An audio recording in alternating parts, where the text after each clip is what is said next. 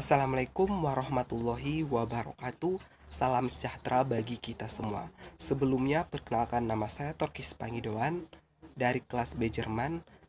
Tujuan saya di sini untuk mempresentasikan tugas saya, yaitu untuk mengkritisi sebuah film. Dan pada kesempatan ini saya mengambil judul film yaitu Laskar Pelangi, karena selain bertemakan tentang pendidikan juga bertemakan tentang persahabatan. Sebelumnya saya ingin menjelaskan, atau kawan-kawan sudah tahu apa itu pendidikan. Pendidikan pada hakikatnya merupakan sebuah proses seseorang untuk meraih masa depan. Namun proses pendidikan sekarang berbeda. Sekarang hanya dilakukan untuk mencapai kehidupan yang layak atau mencari pekerjaan.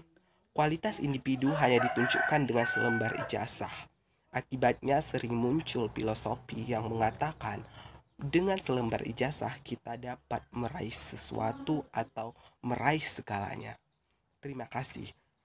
Lanjut lanjut aja, kita lanjut ke untuk mengkritis sebuah film tersebut yaitu Laskar Pelangi. Kita mulai saja untuk menonton sedikit cuplikan dari Laskar Pelangi. Mari semuanya. Mana di sini, Bu? Tugas kita memang berat, tapi kita punya kewajiban memberi pendidikan pada anak-anak yang tidak mumpuni. Ini, Lenggang. Di mana, Harun, Lenggang? Iya, betul, pandai, Harun. Kalian harus punya keberanian, punya keinginan yang kuat, dan pantang menyerah menghadapi tantangan macam kasut. Keadaan yang tidak adil. Oke, setelah kita menonton, saya akan memberikan sebuah kritis karena tugas kita adalah mengkritisi sebuah film yang bertema pendidikan, yaitu saya tadi memilih judulnya itu Laskar Pelangi. Maka di sini saya akan mengkritisi judul tersebut atau film tersebut.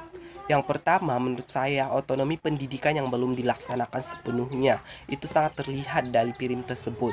Kritik ini sangat terlihat disampaikan di awal cerita ketika Harpan berencana menutup SD Muhammadiyah karena jumlah siswa yang mendaftar tidak sampai 10 orang.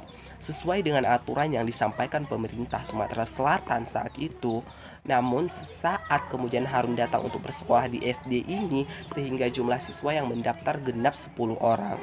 Jumlah siswa yang dididik ternyata masih menjadi dasar utama untuk menentukan layak tidaknya sebuah sekolah tetap dibuka. Hakikatnya kualitas sebuah sekolah tidak harus dilihat dari berapa banyak siswanya gitu, tapi hakikatnya itu dilihat dari kualitas sebuah sekolah tersebut gitu, dilihat dari kualitas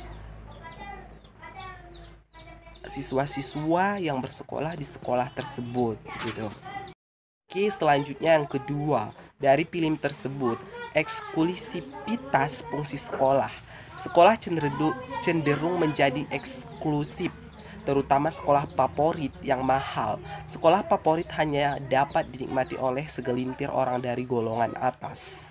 Sekolah ini dilengkapi dengan fasilitas serba luks dan dibatasi dengan pagar tinggi. Seolah-olah untuk dapat belajar, seorang anak harus dikarantina di gedung sekolah tersebut. Oke, yang ketiga ini juga tentang pendidikan, yaitu formalisasi pendidikan. Sekolah masih diyakini sebagai satu-satunya jalan menuju kesuksesan.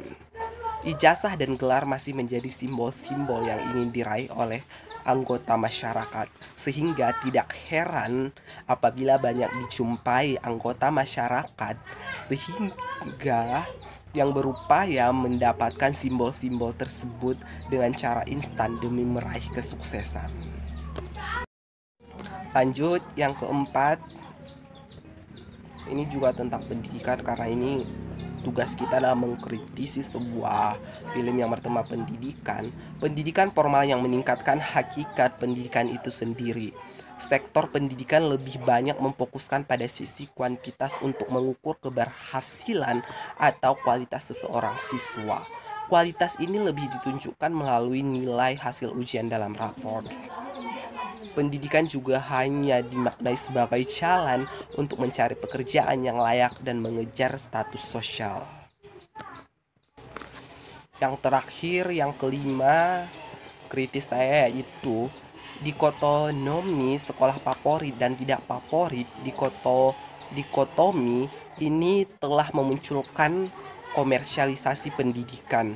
Sekolah favorit akan memasang biaya mahal, sedangkan sekolah murah gratis mungkin.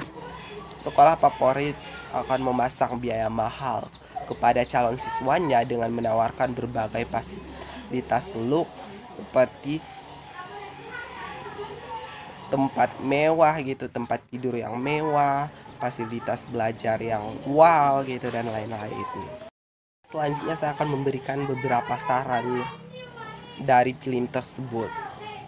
Yang pertama, kebijakan mengenai desentralisasi pendidikan seharusnya bukanlah hanya sebatas wacana saja. Kebijakan ini seharusnya diimplementasikan secara menyeluruh. Kondisi demografis dan geografis setiap daerah sangat berbeda. Sudah selayaknya setiap daerah diberikan otonomi khusus dalam sektor pendidikan. Yang kedua, faktor kualitas seharusnya lebih diutamakan daripada faktor kuantitas, terutama dalam menentukan kinerja suatu lembaga pendidikan atau sekolah. Kinerja sekolah seharusnya tidak dilihat hanya sebatas kemampuan menyerap siswa, kemampuan meluluskan siswanya, atau kemampuan mencapai standar nilai tertentu. Kinerja sekolah seharusnya dilihat sesuai proses yang telah dilakukan sekolah yang bersangkutan, bukan pada hasil akhir yang lebih mengutamakan kuantitas. Hal inilah yang memunculkan image sekolah favorit dan tidak favorit. Perlu ada reinterpretasi mengenai tujuan dan fungsi pendidikan bagi masyarakat. Oke, sampai di sini tugas saya. Tadi saya sudah mengkritisi, memberikan saran dan lain-lain. Oke, untuk teman-teman kalau ada kekurangan saya mohon maaf. Untuk Bu dosen pembimbing kalau ada kekurangan saya mohon maaf. Semuanya selamat pagi, salam sejahtera buat kita semua. Terima kasih.